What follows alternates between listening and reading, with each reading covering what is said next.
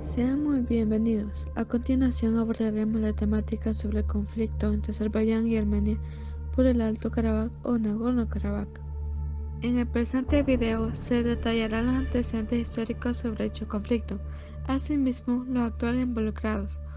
Estas fueron dos repúblicas antiguas exsoviéticas, que fueron rivales por la disputa del territorio del Alto Karabaj, o también conocido como Nagorno-Karabaj, y que también se creía una disputa étnica y religiosa. También se mostrará un mapeado de actores que nos permitirá identificar mucho más dicho conflicto geopolítico. Además, se mostrarán los problemas centrales con un concepto aplicado para este. Más adelante se mostrará una situación actual de dicho conflicto, en donde se puede reflejar si hubo un alto el fuego, una paz o aún está en conflicto de tensión. Por consiguiente, daremos paso a posibles escenarios futuros y finalmente una conclusión.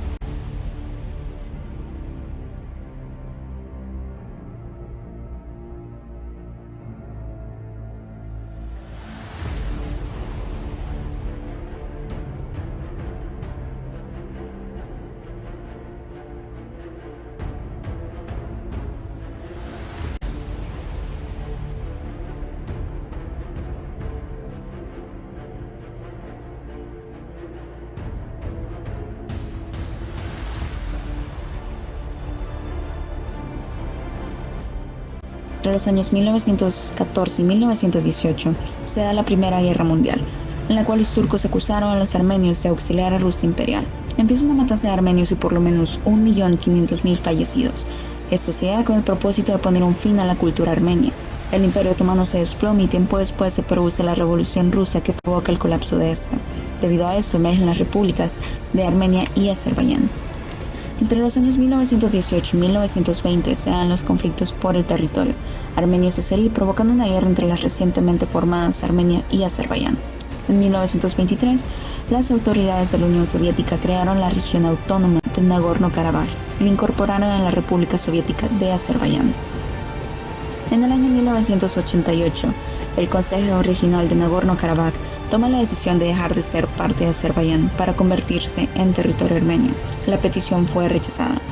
En el año 1991, con la caída de la Alianza Soviética, Azerbaiyán y Armenia entran en conflicto para decidir quién debía regir Nagorno-Karabaj.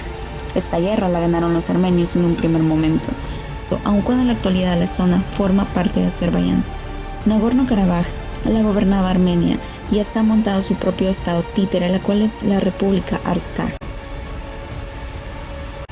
Luego se da la resolución de la Unión de Repúblicas Socialistas Soviéticas, lo cual culmina con la independencia de las 15 repúblicas de la Unión Soviética, entre ellas Armenia y Azerbaiyán. Durante el verano de 1992, se establecieron conversaciones de paz entre la Organización para la Seguridad y Cooperación Europea. En este mismo año, Azerbaiyán estallaba en una crisis militar. El genocidio de Joyali era la masacre de cientos de civiles azerbaiyanos. El 25 y 26 de febrero de 1992, perpetrado por parte de las Fuerzas Armadas armenias, evento que agudizaría la tensión que se vivía en los países que ya se encontraban en conflicto. Intervención de la ONU. Azerbaiyán fue admitido a la Organización de las Naciones Unidas el 2 de marzo de este mismo año. Su integración ayudó a Azerbaiyán a fortalecer la independencia recientemente recuperada. Armenia continúa siendo el dominante de la guerra debido al poder armamentístico que esta nación poseía y al daño que ya se le había generado a Azerbaiyán. En el año 1993, el gobierno de Azerbaiyán solicita un alto al fuego. Ante el colapso militar, el presidente azerbaiyano Heydar Aliyev intentó mediar con el gobierno de facto de Alto Karabaj y los representantes del grupo Minsk de la OSCE, acordándose una tregua de los 3 días entre ambos gobiernos desde el 26 de julio. Pero al cabo de unos días el alto al fuego fue violado y ambas partes retomaron la lucha. En el año 1994 se da un estancamiento en las negociaciones y más complicaciones en el acuerdo de cese al fuego, pues ambas partes no paraban de culparse la una a la otra. También se logró un acuerdo de cese al fuego, lo cual brinda una estabilidad, paz, que perduró 2 décadas, logrando la reconstrucción de las zonas afectadas. Sin embargo, esta se vería deteriorada a lo largo de los años. A pesar de haberse formado el armisticio, las fuerzas armenias ocupaban casi todo Nagorno-Karabaj y 7 distritos de Azerbaiyán, situación que hasta la actualidad se mantiene.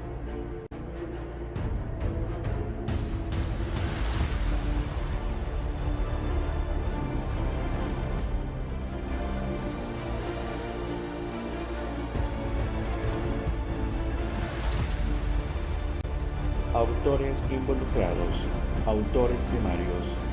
Nagorno-Karabaj es el principal autor de tal conflicto, ya que dicha región es una franja de tierra disputada por dos repúblicas exsoviéticas, Armenia y Azerbaiyán, las cuales reclaman dicho territorio como parte de ellas mismas. Nikol Paşinyan, primer ministro de Armenia, e Ilham Aliyev, presidente de Azerbaiyán, los cuales son la cara oficial de dicho conflicto por la región de Nagorno-Karabaj. Dichos mandatarios en 2019 emiten un comunicado conjunto prometiendo medidas para la paz en la región, de las cuales al día de hoy son una promesa no concretada. Las Fuerzas Armadas de los dos bandos enfrentados son un eje transversal para el mantenimiento de dicho conflicto.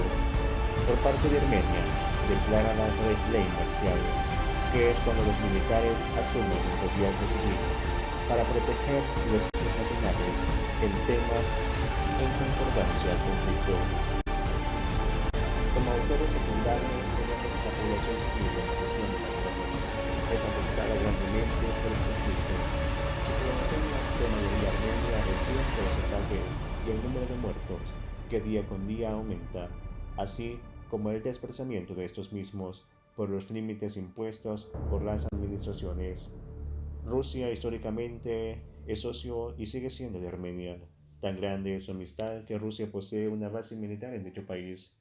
En vista de la ola desenfrenada de ataques, Rusia ha tomado un papel de mediador inmediato del conflicto. Tanto es su intervención que su consejo repercute en la toma de decisiones. Turquía, por su parte, posee lazos de amistad con Azerbaiyán, tanto económicos como políticos. Este país ha reiterado su apoyo incondicional, tanto en la guerra como en la paz. Por otro lado, Irán, que posee fronteras con los dos países, ofrece su mediación para la pronta recuperación de la paz.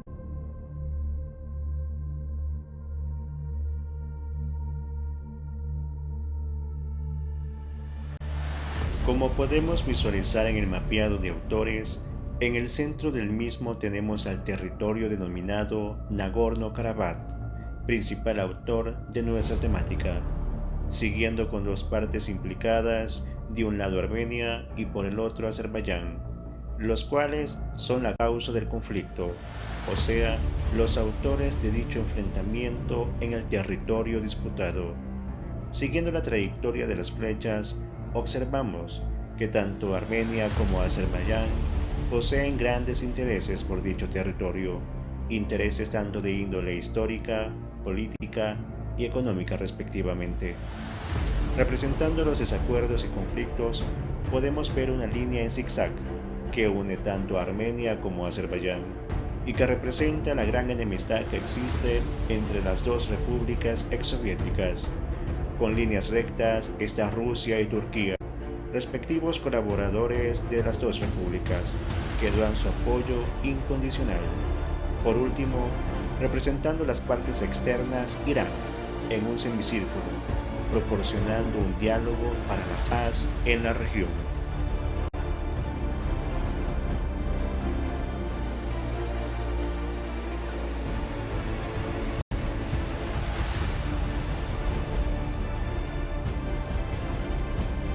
Para comenzar a desglosar el problema central del conflicto entre Azerbaiyán, posicionado en el Cáucaso, y Armenia, hay que mencionar dos detalles importantes: las 146 millones de personas en el territorio de Alto Karabaj, con altísima predominancia armenia, y la posición de Azerbaiyán y Armenia, esta última siendo dividido en dos gracias a su posición entre fronteras turcas y rusas. Las tensiones entre turcos y armenios era tanta que llegó incluso a matanzas masivas, y solo cesaron hasta que el Imperio Otomano cayó, el cual con anterioridad se había hecho con toda la zona del Cáucaso, y junto a la Revolución Rusa surgieron las repúblicas de Armenia, Azerbaiyán y Georgia, las cuales en menos de un año entraron en guerra, pues Tanto la población del Alto Karabaj como Armenia consideraban que esa zona debería formar parte de su país, mientras que Azerbaiyán se oponía rotundamente, figurando como el núcleo del conflicto, suponiendo la intervención pronta de la Unión Soviética, convirtiendo la zona en la Unión de Repúblicas Socialistas Soviéticas, decidiendo que Nagorno-Karabaj quedase dentro de Azerbaiyán de forma autónoma, aunque permanecía subordinada a la URSS, a pesar de que el 94% de la población ahí presente era armenia. Sin embargo, con la disolución de la URSS, las tensiones por el territorio se alzaron de nuevo, desembocando severas disputas. La población armenia en Alto Karabaj se alzó en enfrentamientos armados con el ejército de Azerbaiyán, hasta lograr hacerse con el control de su región y de paso también conquistaron territorios del mismo para que sirviera de enclave para conectarse con Armenia. Tiempo después, en 1991, el Parlamento optó por la autoindependencia. Sin embargo, no fue reconocido internacionalmente y el conflicto militar se agravó, y aunque el territorio oficialmente pertenecía a Azerbaiyán, estaba controlado por Armenia. Sin embargo, ¿qué es un enfrentamiento sin aliados? Una guerra ahora abierta en región fuertemente militarizada puede desembocar en cualquier momento en una espiral que involucre de lleno potencias regionales.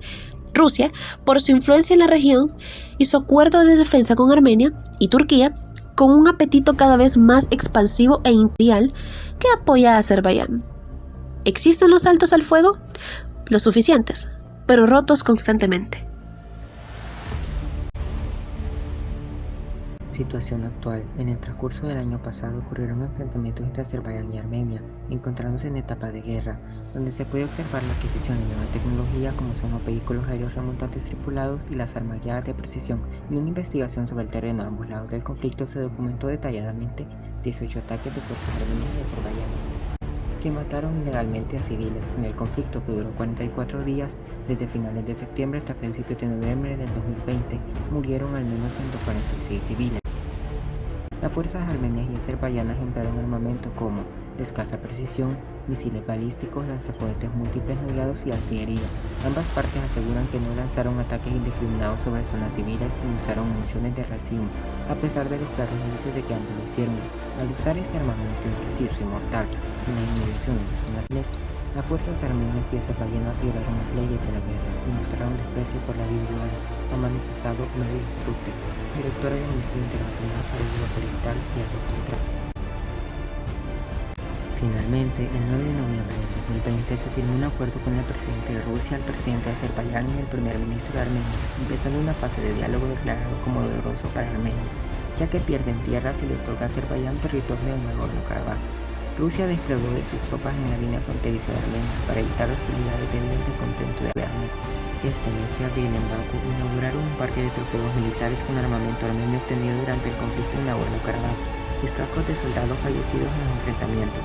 El primer ministro de Armenia tachó de armenofobia la apertura de tal parque y aseguró que se trata de un serio desafío a la paz en la región, considerando inapropiado este tipo de acciones en el pleno siglo XXI. Además, mencionó que se sigue esperando en Ereván el regreso de prisioneros de guerra y personas que fueron retenidas por Azerbaiyán en el marco de la guerra en el Karabaj.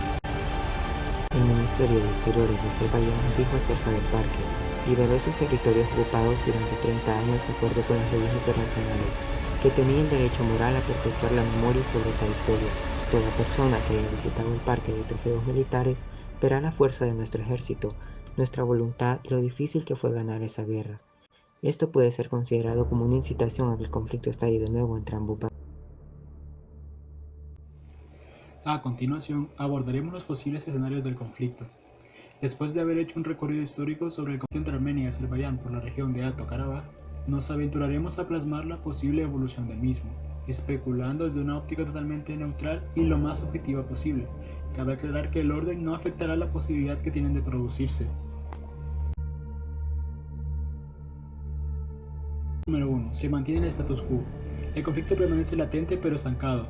Ambos países siguen sus negociaciones estériles, primando sus propios intereses y por ende no pudiendo conciliar entre sí, significando este un posible foco de tensión por las ya conocidas diferencias étnicas, como ya lo ha sido en el pasado, donde las hostilidades entre las partes podrían aumentar en cualquier momento y que acarrearía problemas de corte humanitario, económico y político. Escenario número 2. consolidar una cooperación mutua. En este caso, las partes en conflicto entenderían que esta clase de disputas solo traen consigo muchos problemas que afectan a sus intereses nacionales. En ese mismo orden, se debe solicitar la mediación de un actor ajeno a los intereses presentes en la región del Cáucaso. En palabras del catedrático español Alberto Priego Moreno, esta mediación solo sería aceptada por las partes en la medida en que las partes entiendan que obtienen más cooperando que no cooperando. Escenario número 3. Intervención de la OTAN y Rusia. Esto sería una posibilidad en el caso de que el conflicto escalara en intensidad. En el caso de la OTAN, Turquía, uno de sus miembros, tiene intereses particulares en la región del Cáucaso para apoyar a Azerbaiyán en el conflicto por la región de Alto Karabaj, como ya lo hizo en el pasado, postura que sería antagónica a la rusa. En este caso, Rusia al inicio tendría una posición neutral en el conflicto, pues en el marco de la Organización del Tratado de Seguridad Colectiva no estaría obligada a intervenir en un conflicto por la región. Sin embargo, si el conflicto se agrava y afecta sus intereses en su propia área de influencia o a la población de ascendencia rusa, podría servirle de excusa para intervenir, muy probablemente del lado armenio, pues es el bando que más le convendría para preservar sus intereses en la región del Cáucaso, asimismo por las históricas diferencias entre armenios y turcos. Sin duda alguna podemos concluir que el conflicto entre Azerbaiyán y Armenia por el Alto Karabaj es muy complejo, puesto que en su abordaje se delimita diferentes áreas. Por ello puede decirse que es un conflicto histórico, por el lapso de tiempo que ha conllevado y que se remonta de décadas atrás. Es geopolítico y económico por la disputa del territorio de Alto Karabaj. Es social y religioso porque la mayoría de personas que viven en el Alto Karabaj son de Armenia, cuya religión es el cristianismo, caso contrario con Azerbaiyán que posee la religión islámica. De igual manera pueden destacarse las influencias de terceros, entre ellos Turquía, Irán y Rusia. El primero apoya a Azerbaiyán, a Rusia y los países de Occidente apoyan a Armenia, agregando que Rusia está ocupando un papel de mediador en el conflicto. Y finalmente Irán, que tiene fronteras con los dos países en disputa y desea que se establezca la paz en toda la región. Aunque el conflicto se muestra pacífico y sin controversias, la única realidad es que este conflicto continúa en la actualidad, siendo notorio debido a los misiles y drones que continúan volando sobre la región. A raíz del conflicto es necesario señalar que los intereses que un Estado puede tener con respecto a un territorio en específico pueden llevar años de lucha, sin oportunidad de ceder espacios de diálogo para cesar la controversia. Es ahí donde la geopolítica nos da una visión de ver la importancia que reviste un determinado territorio en posesión de un Estado. Por último, es preciso conocer que la posición de la ONU ante el Alto Karabaj se queda corta, puesto que no lo reconoce como Estado independiente y no está velando por la misma población, de modo que puede afirmarse que dentro del escenario internacional siempre hay ganadores y perdedores y que las regiones que sirven como pivotes geográficos por su posición geoestratégica siempre van a revestir de importancia para los intereses de otras naciones. Gracias por su atención prestada.